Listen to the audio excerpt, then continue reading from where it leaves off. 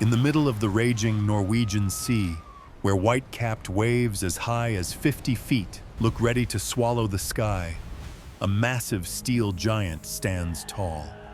It weighs 8,500 tons and rises as high as a 22-story building out of the freezing ocean. Its yellow lights sweep through the Arctic night, lonely but defiant. At first glance, anyone would think this is an oil rig. Only the oil industry would have a reason to build something with military-grade steel to withstand the fury of the sea. But everyone would be wrong. Inside this block of steel, there is no drill and no black gold flowing through pipes. Instead, beneath the churning water, 1.5 million creatures are swimming. This is Ocean Farm 1. It is a structure that uses more steel than the Eiffel Tower, but its only purpose is to raise fish. This brings up a question that must be asked. Why would humanity build a $300 million fortress as strong as an oil rig just to raise something that ends up on our dinner plates? The answer is not about wealth or showing off. It is about a battle for survival that the global food industry is slowly losing. The oceans are running out of fish, the land is running out of space, and human demand keeps growing. Welcome to a new era of the ocean, where agriculture and heavy industry have become one.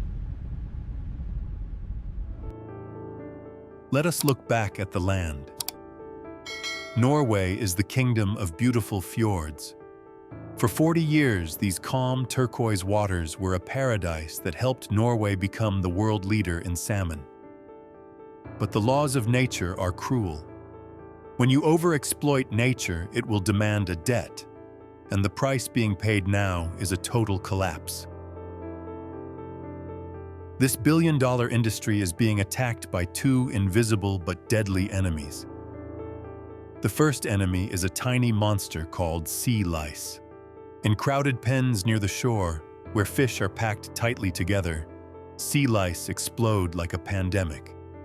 They attach to the skin, suck blood, and eat the flesh of living salmon. The fish become covered in sores and die slowly. Billions of dollars vanish every year trying to fight these parasites, but it is a losing battle. The second enemy is the limit of space. The fjords are full.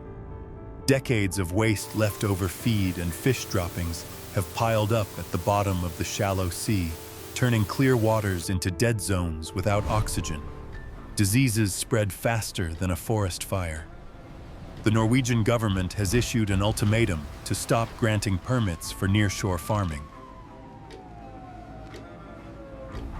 The industry is on the edge. It must find a way out or drown in its own waste. The only escape is to go out there into the open ocean.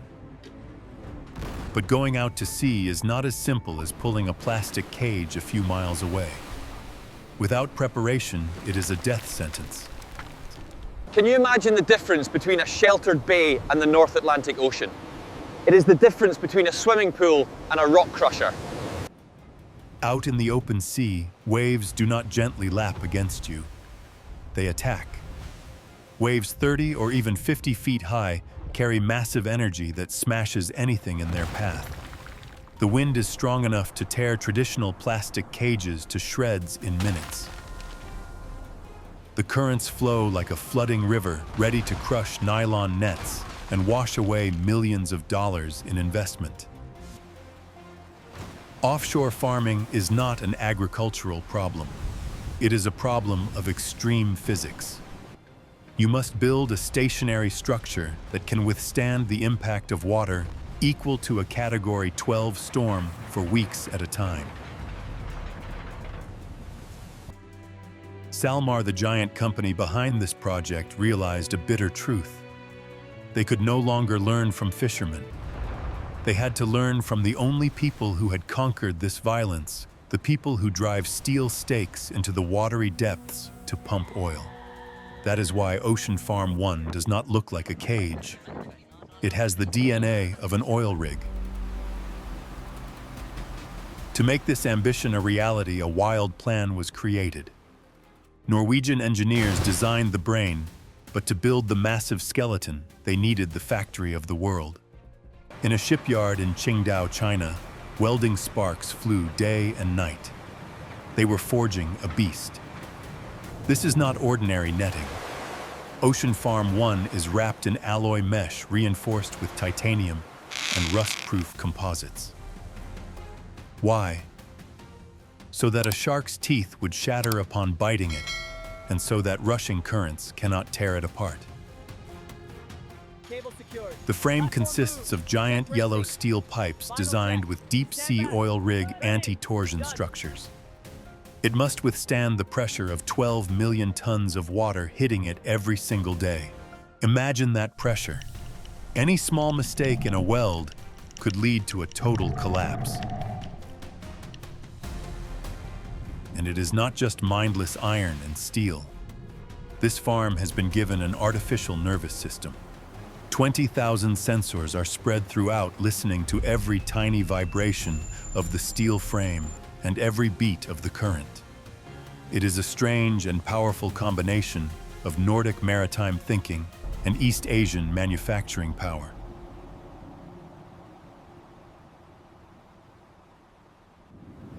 Building it was hard. Bringing it home was even harder.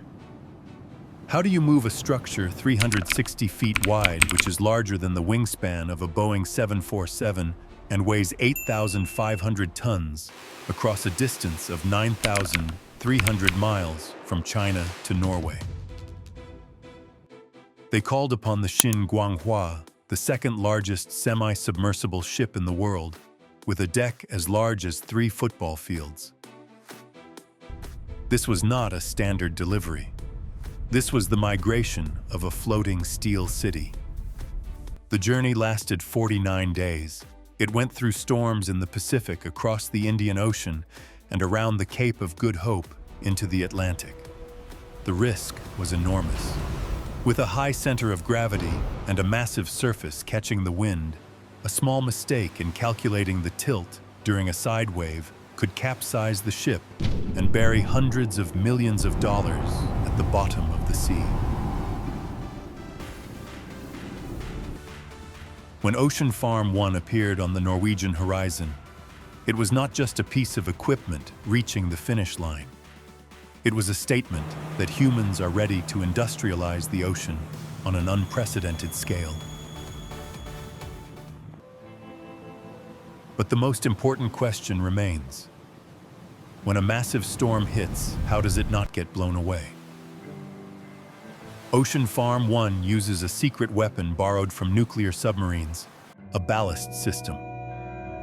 Those giant yellow pillars are actually hollow. When sensors detect a big storm, high-power pumps force thousands of tons of seawater into storage chambers. The weight increases suddenly.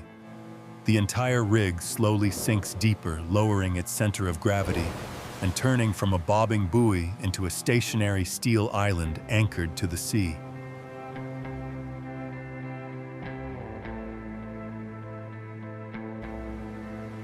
There is also a genius design called the living lattice. Instead of trying to build a wall to block waves, which is a foolish effort against Mother Nature, Ocean Farm 1 allows the waves to pass through it. The mesh structure and the braces are mathematically designed so that water flows through with the least resistance. It does not fight the ocean. It turns the destructive energy of the ocean into a nourishing flow inside. It is a philosophy of judo applied to heavy engineering. Step inside and you will see the coldness of technology replacing human labor. There are no fishermen pulling nets. Only 3 to 7 engineers sit in an air-conditioned room with their eyes fixed on screens. They are operating a biological server farm. Every day, the system generates 1.5 million data points. Sensors measure oxygen current speed and temperature. AI cameras scan continuously to analyze the behavior of every single fish. If the fish swim erratically, the computer knows they are stressed.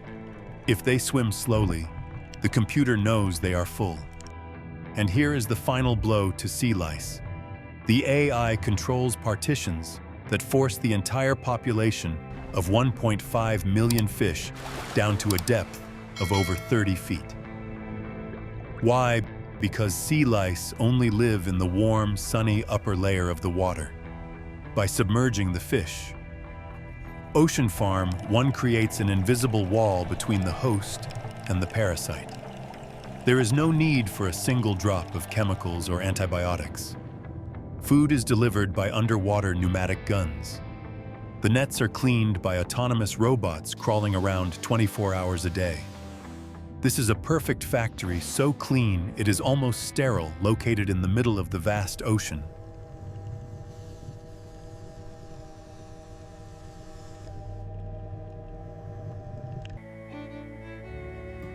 The farming process here also feels like science fiction.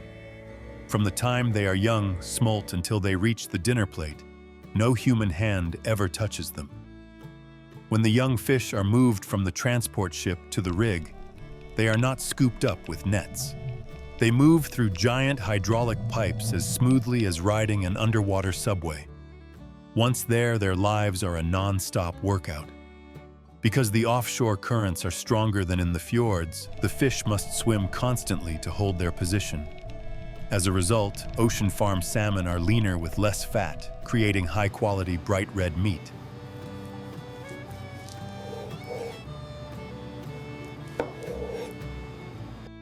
When the time comes for harvest, a massive hydraulic piston floor slowly rises from the bottom of the rig.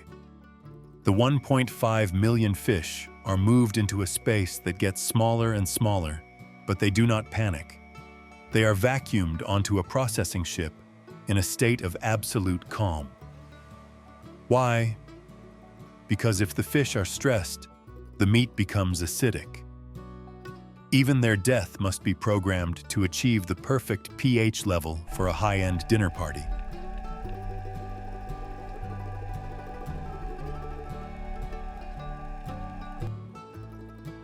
At this point, you might ask if spending $300 million on a fish cage is crazy. But look at the logic of business. First, this is not just farm equipment. This is a maritime asset. It is 8,500 tons of corrosion-resistant steel, titanium nets, and a ballast system. These things last for decades, not just a few years like plastic cages. Second, let us talk about the scale. One harvest cycle produces thousands of tons of fish. Revenue from a single harvest ranges from $70 to $90 million. With just 3 or 4 successful harvests, this steel beast pays for itself. After that, it is a permanent money-printing machine in the middle of the sea.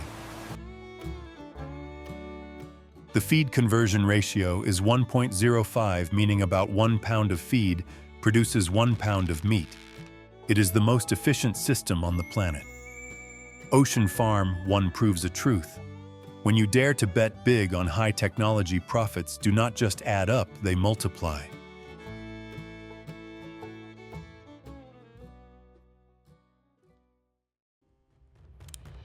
But the higher the technology, the deeper the potential fall. In 2018, an incident occurred. A tiny pneumatic valve got stuck. Water flooded into the ballast tanks unevenly. The entire 8,500-ton mass began to tilt. Alarms screamed. Engineers broke into a cold sweat. In a traditional fish farm, a torn net means you lose a few hundred fish.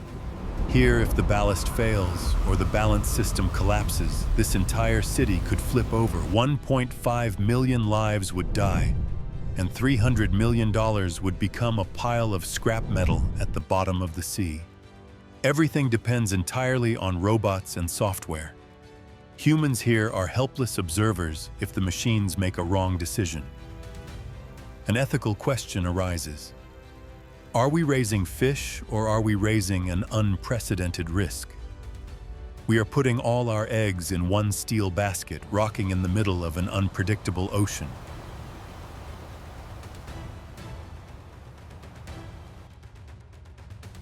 Despite the risks, the race has begun. Ocean Farm 1 is no longer alone. China immediately followed suit and launched Deep Blue 1 in the Yellow Sea. The United States is preparing to open its exclusive economic zones for offshore mega-farms. This is no longer just about what animal to raise or what crop to plant. This is a geopolitical race. It is a race to control blue food, the protein source of the future. As land runs out and fresh water becomes scarce, the ocean is the final frontier. Steel machines like Ocean Farm 1 are the high-tech harvesters of the 21st century. The big question for humanity is whether the future of global nutrition will lie entirely within the bellies of these steel monsters. Look at Ocean Farm 1 once more, small and lonely in the middle of the gray ocean. Some see it as the peak of human intelligence, a genius solution to feed 10 billion people. Others feel a chill. They see human arrogance trying to industrialize the last wild parts of nature, turning the ocean into a factory and living creatures into data. But no matter what you think, there is one undeniable truth. The piece of salmon on your plate is changing. It no longer comes from a wooden boat tossing on the waves. It comes from robots, sensors, cold steel, and algorithms. Do you dare to put your trust in these 10,000-ton machines? Or are we going too far? Can salmon raised inside a robot in the middle of the sea ever match the essence of a wild fish? Leave a comment below. This debate needs your voice. Do not forget to like and follow the channel to continue exploring the raw truths behind the greatest structures on the planet. Goodbye, and I will see you in the next deep waters.